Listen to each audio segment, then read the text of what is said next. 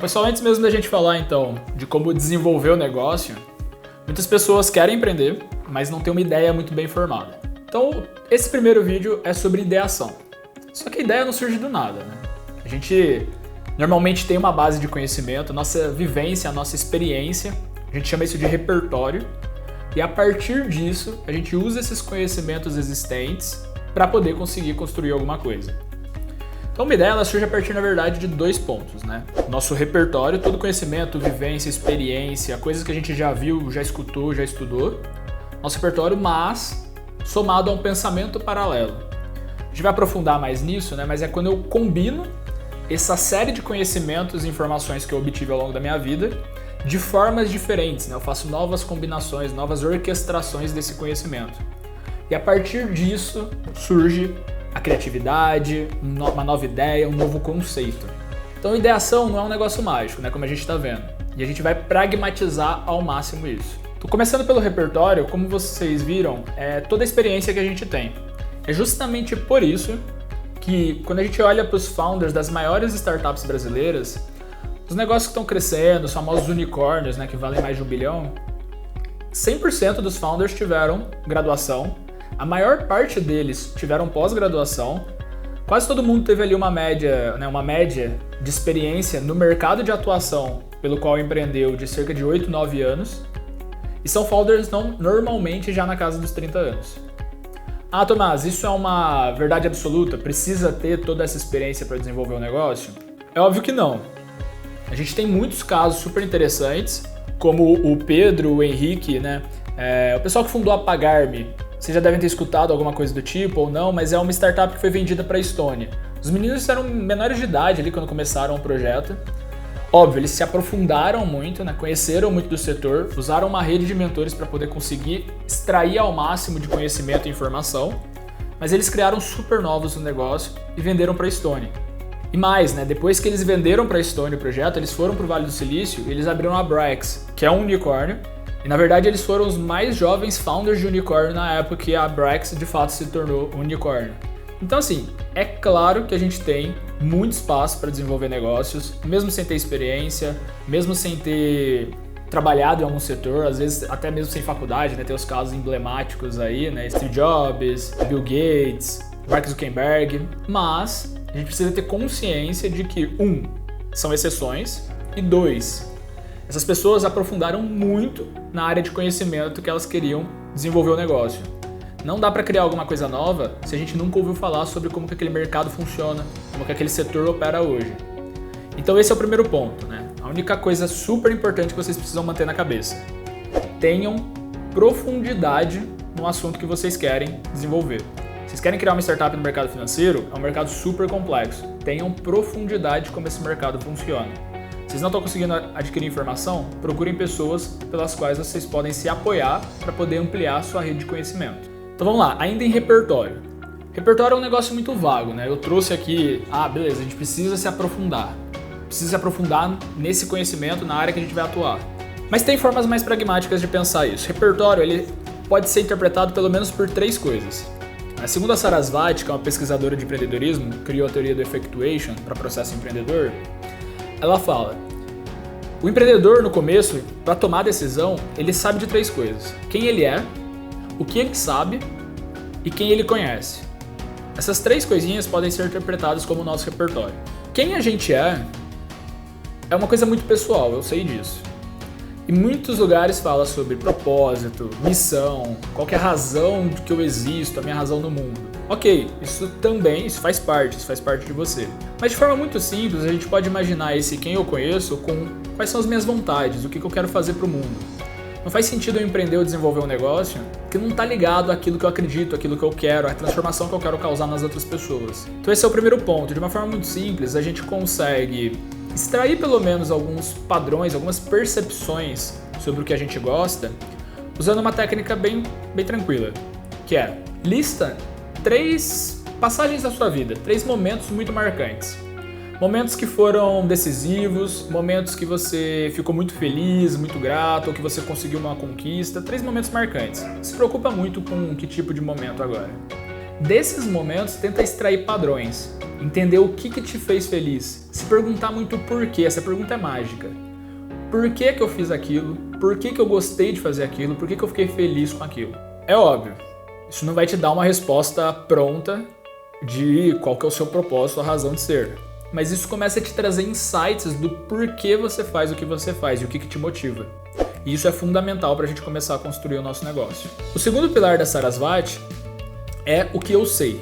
Esse é um pouco mais tangível, né? Normalmente quando a gente pensa em recursos, pensa em ferramentas, coisas que a gente pode acionar para desenvolver qualquer solução, normalmente a gente pensa nos nossos conhecimentos. Tanto os tácitos quanto os explícitos, mas o que a gente sabe de informação de coisas do mundo. Hoje é muito comum a gente escutar o modelo de conhecimento em T, né? Todo mundo tem uma série de conhecimentos que se sente confortável em discutir, em falar, porque gosta, porque se interessa, porque se pesquisa, mas não que seja um especialista naquele assunto, né? Então tudo isso forma a base de cima aqui do nosso T. São todos aqueles conhecimentos que eu tenho, que eu gosto, que eu estudo, mas que eu não sou um especialista em. E muitas pessoas têm a parte de baixo do T, né? Aprofundado, que é onde ela de fato navega bem, onde de fato ela se considera especialista. Mais importante do que ter um conhecimento especializado, né, muito profundo, ou muitas áreas de conhecimento, mais importante é o como que eu relaciono essas áreas de conhecimento, como que eu trago uma informação de outra área para aplicar na área de especialização minha, ou em outra área ainda, né, ou como que eu pego aquele conhecimento que eu sou especialista para aplicar num outro segmento de mercado, num outro setor. Esse é o grande segredo, né? Não só a gente ter uma base muito forte de conhecimento, mas sim conseguir conectar esse conhecimento de uma forma distinta do que ele é conectado hoje. E o terceiro ponto que a Sarasvati traz é quem eu conheço. E aqui não tem segredo, né? Todo mundo sabe que networking é uma das ferramentas principais no mundo dos negócios.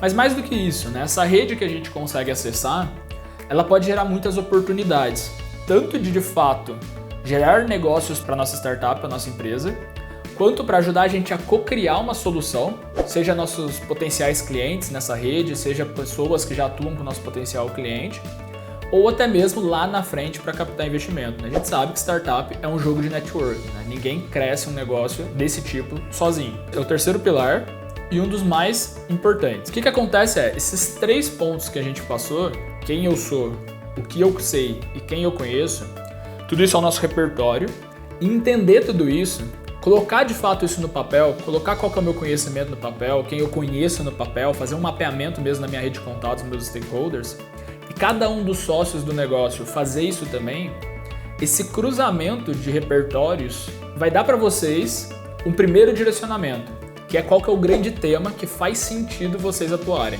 E como que a gente amplia cada vez mais esse repertório, ainda mais depois que a gente já tem um grande tema de atuação. Primeiro ponto, não tem segredo, é aleatoriedades da vida. A gente gosta de coisas, isso é natural, e a gente nunca sabe o que vai ser útil, qual conhecimento de fato a gente vai usar. A gente precisa continuar exposto à aleatoriedade. Continuar praticando coisas que às vezes a gente acha que não vai ser útil nesse momento, continuar muito curioso, buscando informações, participando de eventos, se expondo a potenciais conexões acontecerem. Isso vai ativar um pouco mais possibilidades de repertório. A forma mais pragmática, né, é emergindo, como a gente disse, no setor de atuação. Então, se o grande repertório de todos os sócios mostrou que o que tangencia é health tech, mercado de saúde, né, isso vai mudar, vocês acham que isso vai mudar o mundo ou é uma coisa que vocês querem fazer? Ok, então como é que eu aprofundo nesse mercado? O que eu posso usar dentro do meu repertório, da minha rede de contatos para aprofundar nesse mercado? Estudar mais desse mercado, conseguir entender todo o comportamento e o funcionamento desse mercado. E esse processo de imersão só depende da gente. Então, com um grande tema ajudando a gente a focar um pouco mais, fica muito mais fácil entender exatamente onde eu preciso extrair de fato informação. Então esse é o primeiro ponto, primeira dica aqui que a gente dá de orientação para desenvolvimento do negócio, né? Defina primeiro um grande tema, use todo o seu repertório para isso e imerja nesse mercado. Visto que eu emergi, aprofundei no mercado, estou conversando com um monte de gente, levantando um monte de informação. O que eu preciso fazer? Eu preciso depositar essa informação em algum lugar. Tem gente que gosta de lugar físico mesmo, né? Abrir uma folha na mesa e colocar post-it e colocar toda a informação que levantou. Tem gente que prefere fazer isso com um software de apoio. Não precisa, pessoal. Vocês precisam ter um local onde vocês armazenam essas informações, porque, de novo, a gente precisa extrair padrões.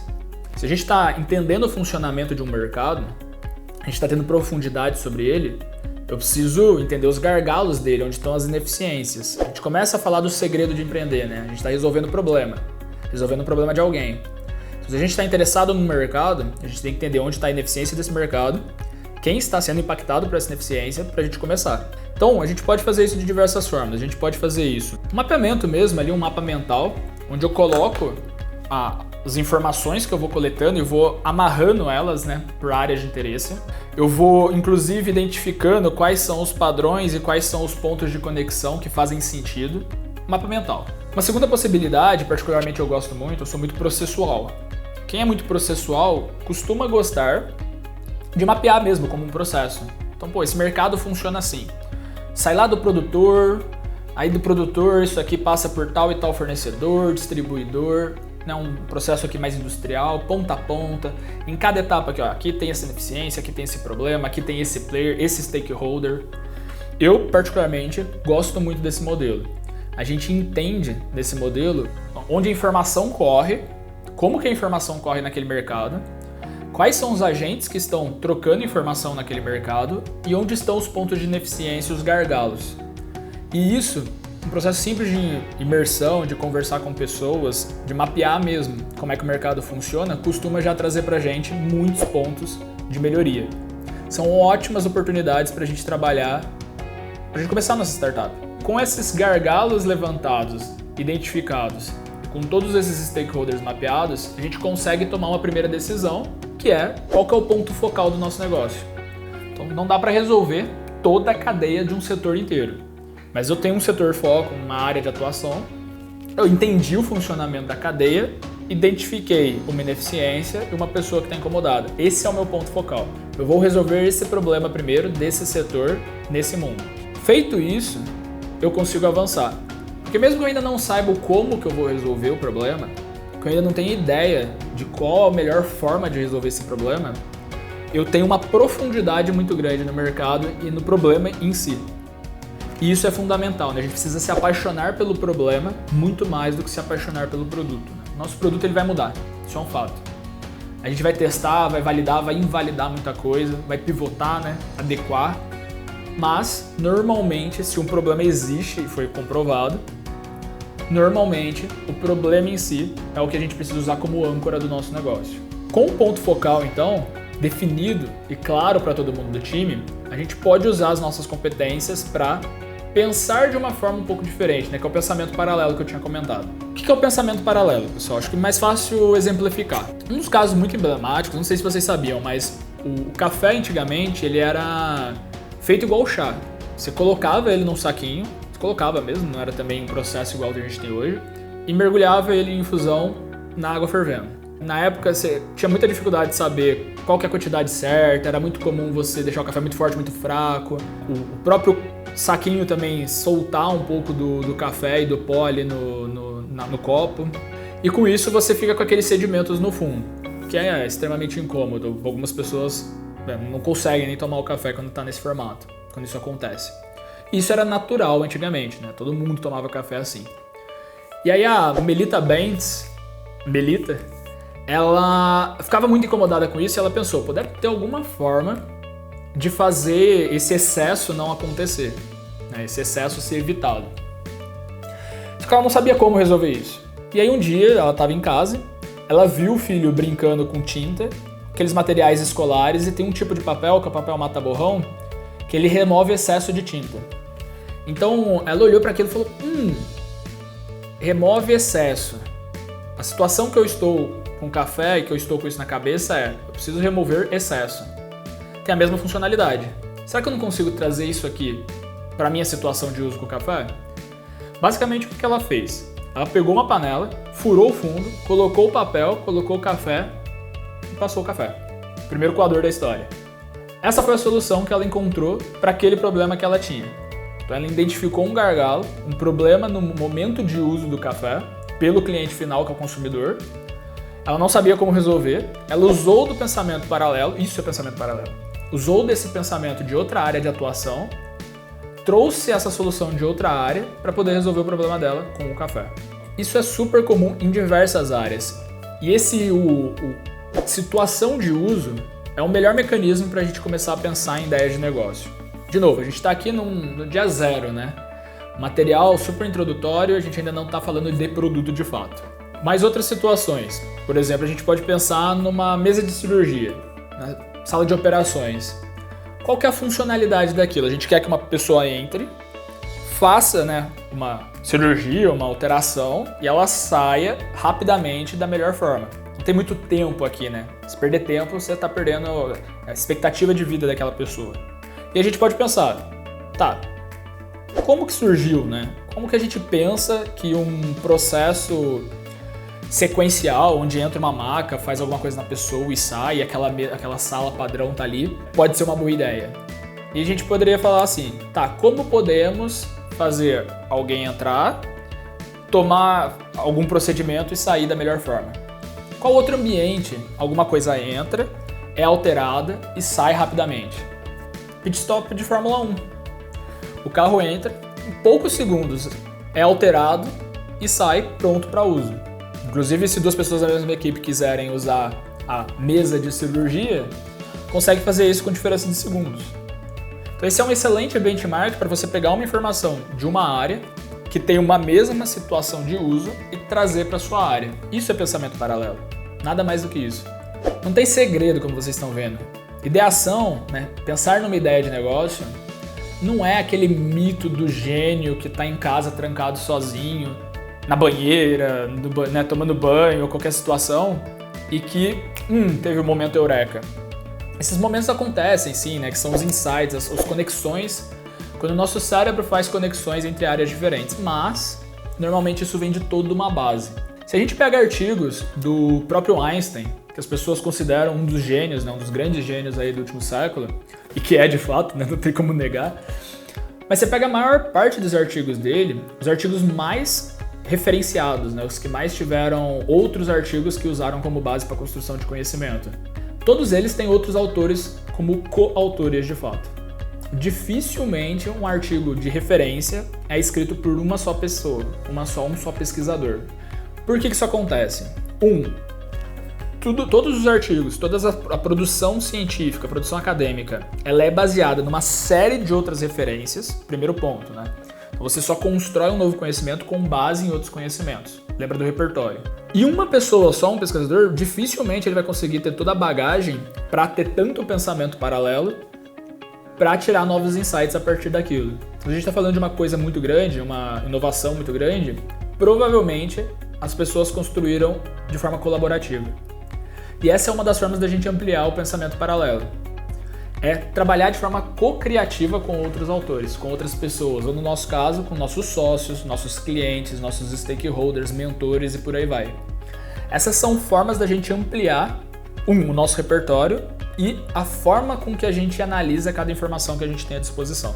Então, como vocês viram, pessoal, ideação, né, pensar numa ideia de negócio, é um processo, não é um resultado.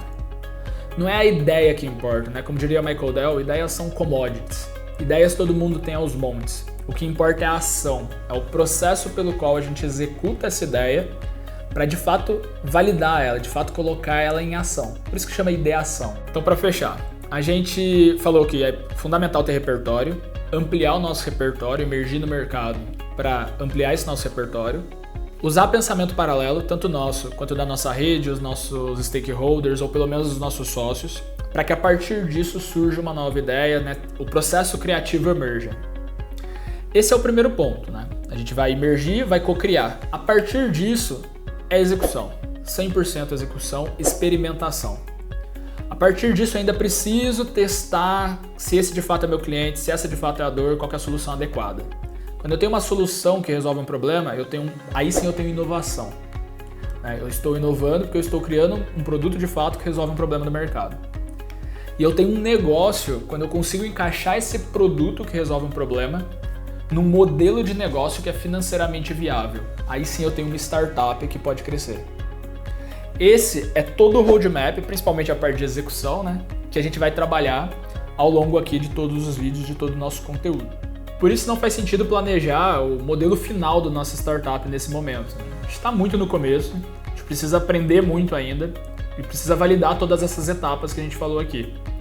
Então foquem em planejar o processo pelo qual vocês vão validar cada uma das etapas. Desde o começo, que é mais importante, começando pelo cliente, pelo mercado, pelo cliente, pelo produto, depois encaixar isso no modelo de negócio. Então, foco é uma das coisas mais importantes, a gente vai discutir isso também, e tentem sempre planejar o processo de ação, de execução.